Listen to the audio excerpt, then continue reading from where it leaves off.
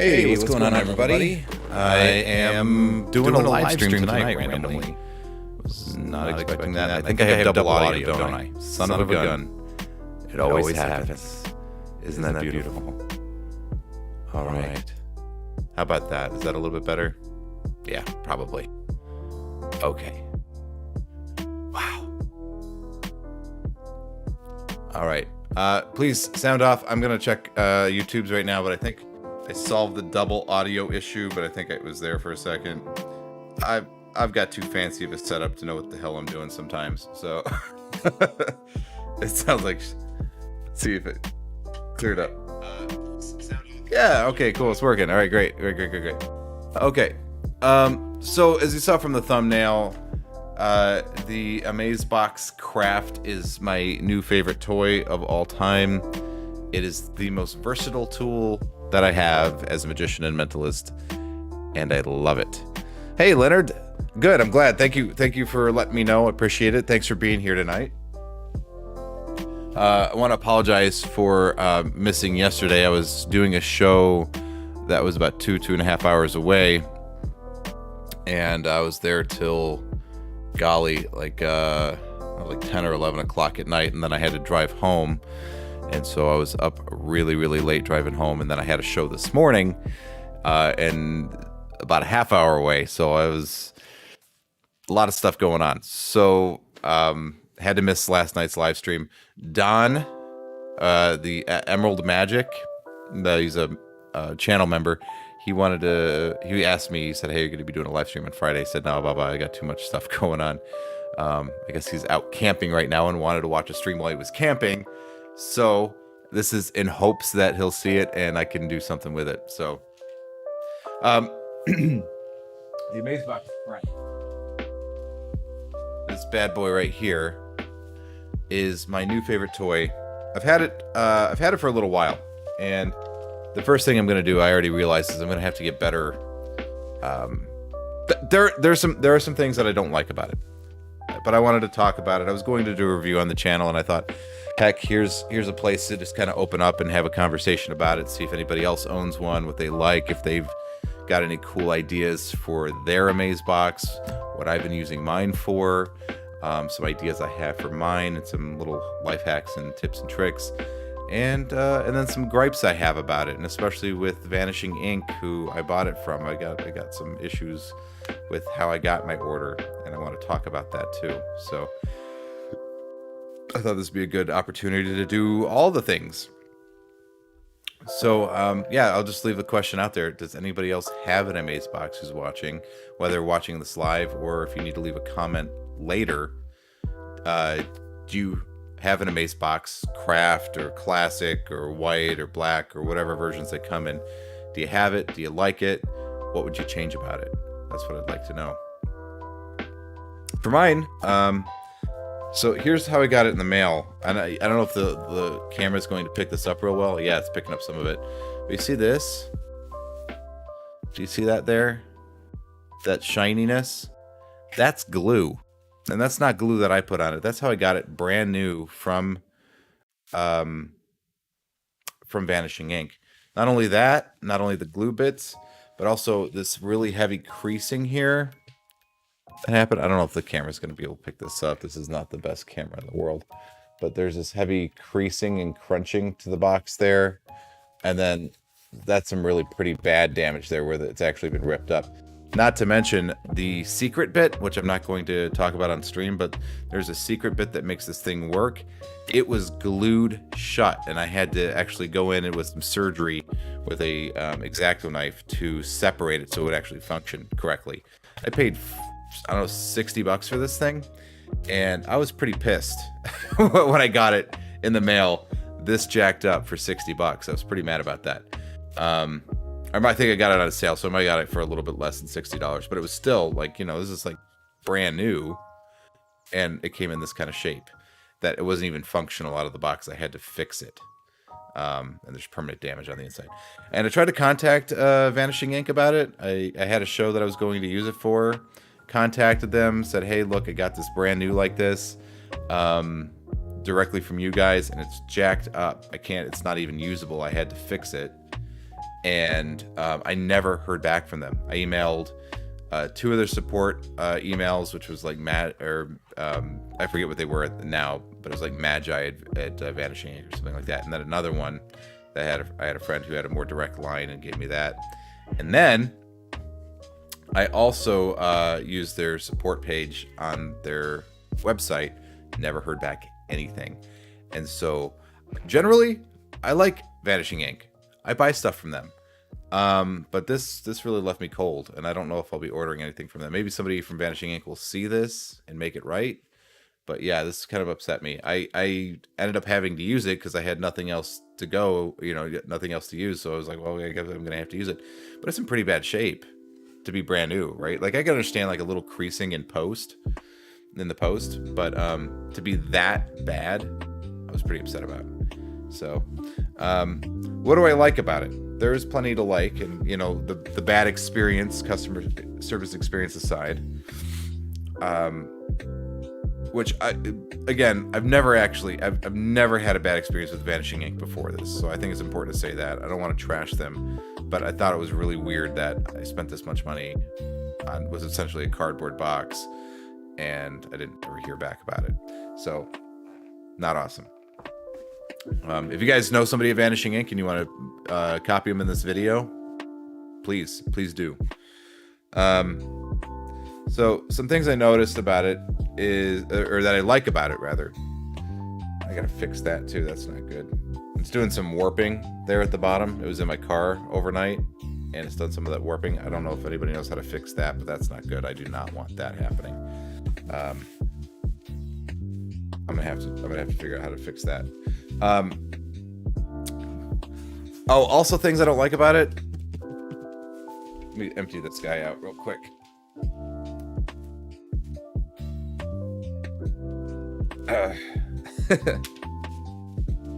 Let's empty this sucker out. Okay. Yeah, probably all right. Probably all right. I don't like that it's warping like that. Okay, so some things that I like about it. I'm sorry, I'll go over the things I dislike, and then I'll go over the things I do like. I dislike these crappy Velcro things. I hate those too. Because it never holds it down well. I mean, it looks weird. It's not very secure. There's better Velcro out there. It's not expensive. Like, just use a better Velcro and really get that thing to shut down tight. There's no reason we should have to modify this after we buy it. It's a $60 box. What expense is in this? What's so expensive about manufacturing this that you can't, add a little bit of extra Velcro? The profit margins on these things got to be ridiculous. Yeah, they need better Velcro. And I'm going to be tearing these off, and I'm going to be putting my own Velcro on there that's stronger. Like, I want the click kind. I have like this 3M tape kind that I use to attach my my power strips underneath my desk, and it's very strong Velcro, and it's super cheap. I mean, there's no reason why, and that's what I'm going to be replacing these with, but there's no reason why this shouldn't hold down better, So that I don't like, because you get these weird dog ear wing things that happen. Now, that's all my gripes about it. That's my gripes with my purchasing experience and with the box itself. What do I like about it? And there's far more to like than to dislike. This is by far the most organic, natural-looking prop that you can have in a show. It's so innocent. It doesn't look like anything, right? It's a box. Ballot boxes are nothing new. You can go to a Party City and buy something that looks exactly like it. Won't function like this, but looks exactly like this. It's also, I like the Kraft paper version. I think the Kraft version is the best for most instances. It's the most unassuming, and fits into the most different types of venues and performance situations. So I think this is the ultimate one. Something else I don't like about it. I'll talk about something else I don't like about it. I travel. I do shows not,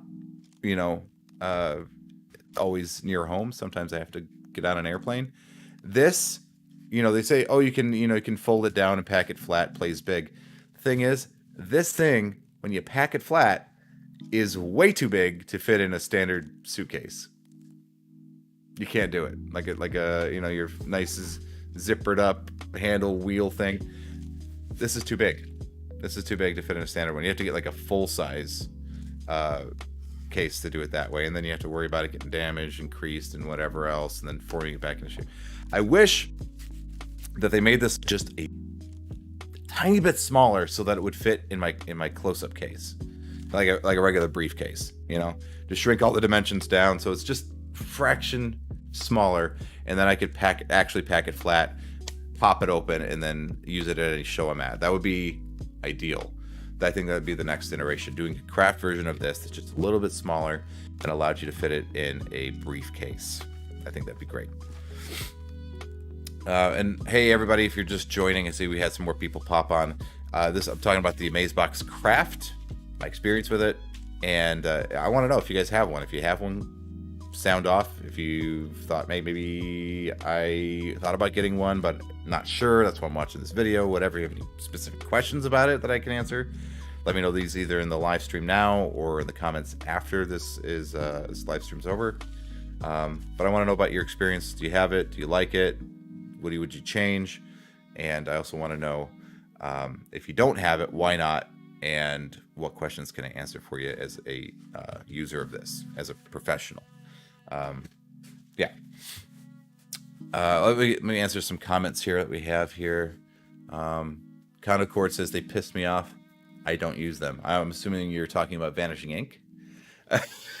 And I don't want to make this like a, you know, let's crap on every magic manufacturer and retailer out there, but yeah, that last experience kind of left a bad taste in my mouth. So I think I'll be ordering stuff from other sources in the future. Big Hands asks me, is the house back to normal after the unfortunate nonsense? So, which is, I think you're referring to the flood.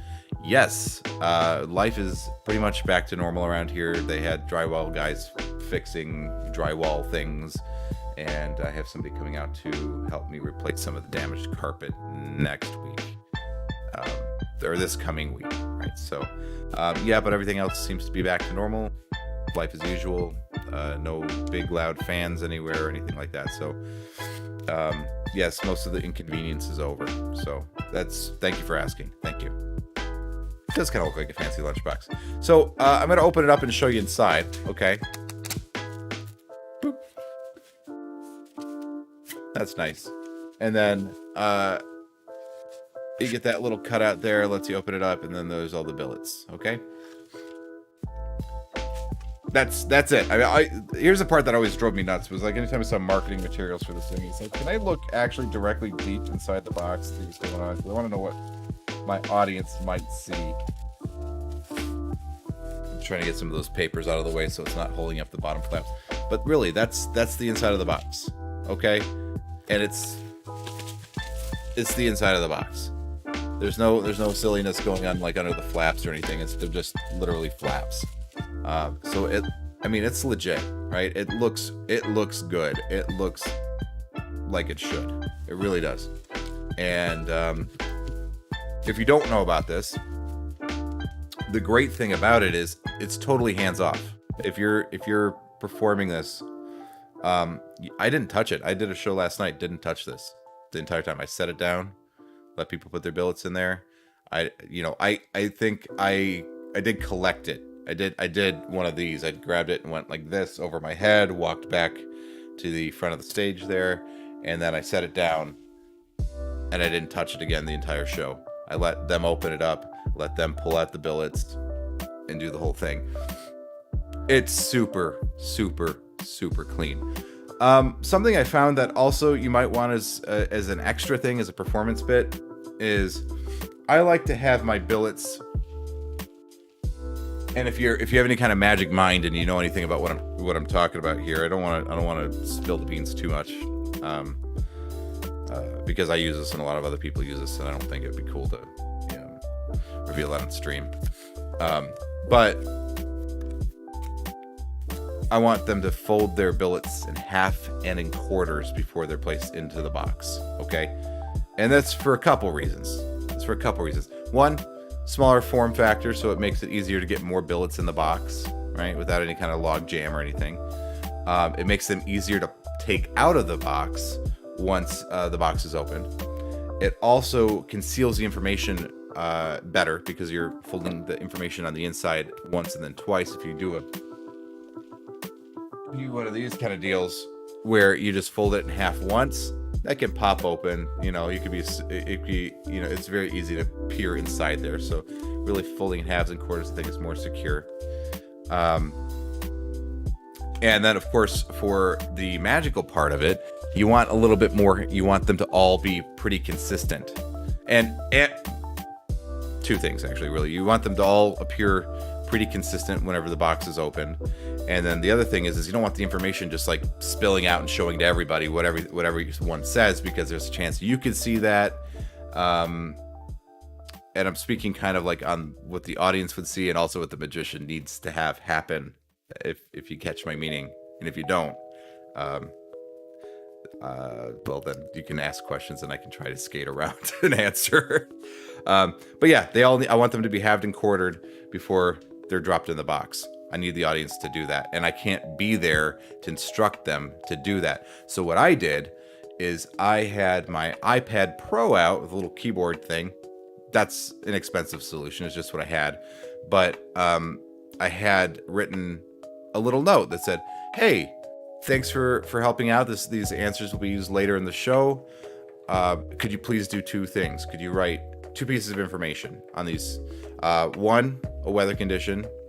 And 2, could you write a noun, right? And then in parentheticals, because, you know, some people, honestly, they don't want to say they don't know what a noun is, but sometimes people forget or they don't remember what a noun is. So I always put like person, place, or thing in parentheticals, just for anybody who's confused about that, they don't feel embarrassed or something. So I do that.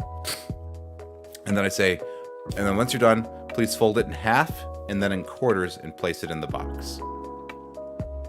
Right? But having the actual iPad out showing the whole time helped a lot of people not to feel confused about what was going on or what they were supposed to do. Something else that happens if you're going to use like an iPad or a computer, of course, make sure it's charged up all the way, and also make sure that it doesn't have an auto screen off function, like a power saving mode. Because then you'll come back and you'll realize that your laptop screen is off and nobody's been seeing that information the entire time, and you don't have nearly enough billets to do your thing. So little pro tip there: make sure that you have those things set ahead of time. But that's my thoughts on the box. I love it. It's super versatile. It allows me to do lots of different types of effects. I have one I've invented, which I'm very proud of. I'm playing that kind of close to the chest right now, as I did my first actual live performance of it last night. It's been rehearsed and practiced and everything and worked out, but my first actual performance of it was last night at a show, and I had my nerves just like, I was like, oh my gosh, this is my big finale, please don't mess up. And this performed admirably. It was awesome. And so I'm going to use that as the closer for my show for the foreseeable future. And it also allows me to do a lot more than just that. That's just, one use case for this box. So I really like it. And I want to answer any kind of questions you guys might have about the Amaze Box and see if I can point you either towards it or away from it, depending on your questions and what you want to use it for. I'm hearing something in the other room. You'll have to excuse me for just a moment. I need to be right back, so please bear with me.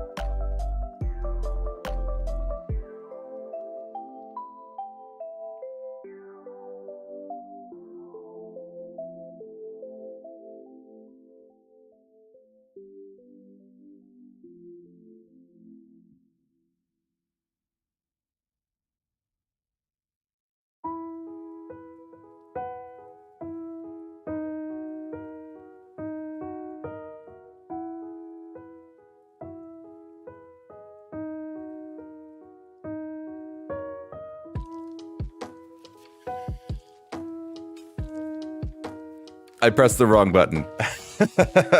I'm back. Thank you, everybody. Sorry about that. So yeah, so that's my thoughts on the Amaze Box. There's more. I would like to, if there's any questions, of course, answer those about it. But those are my general thoughts about it. I like it. It's a good product. I wish it was a little bit more durable. I wish that mine didn't come in all messed up, and that it would have been fixed, because it did. And but it is a tool. It is a beautiful tool. That's the thing I suggest every magician and mentalist invest more in, is tools. We always want to buy that new trick. We always want to get that cool new thing, that one trick DVD, which is the old, it's not even DVDs anymore, one trick downloads or whatever. And sometimes those are good, right? Sometimes they're good. But I recommend always trying to invest in tools, things that are going to allow you to do more tricks or allow you to expand your creativity in more ways. And this is certainly one of those things, and I like it a lot. So that's my thoughts on the Amaze Box. I think that concludes my TED Talk. So thank you guys for being here. If there's any last minute questions, I'd love to field them for you. If not, I'm going to close it down. I'll be hanging out on Discord for a little while, maybe playing a little video games or something. But yes, thank you guys so much for watching, and take care of yourselves. Talk soon.